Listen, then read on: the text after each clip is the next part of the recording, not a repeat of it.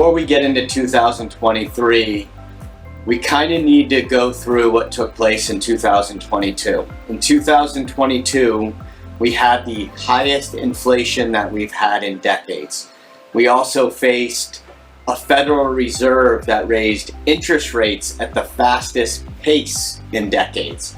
We had supply chain disruptions. We had war in Europe. We had continued COVID lockdowns globally.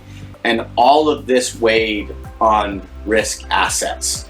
So putting that in context, as we turn to 2023, we really need to focus on the key drivers of the market right now. And the market really seems to be focused on a couple of things, and that's inflation, the Federal Reserve, and whether we're going into a global recession.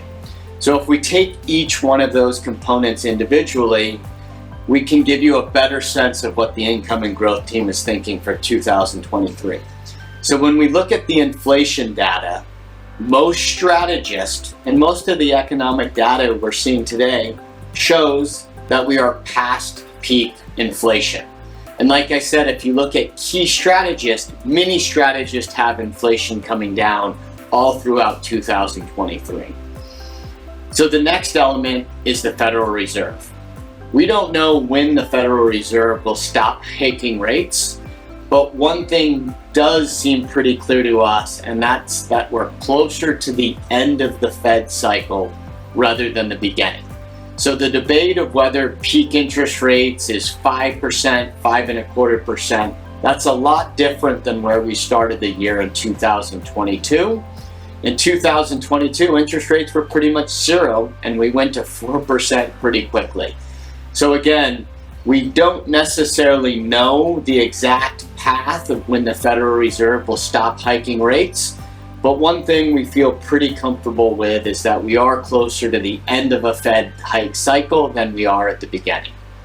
As far as whether we enter a global recession or not, that also is yet to be determined. There is no doubt from listening to many companies globally that there is an economic slowdown happening, and many companies are reacting immediately to that global economic slowdown by stopping ordering, stopping hiring, and in some cases we're beginning to see an acceleration of layoffs.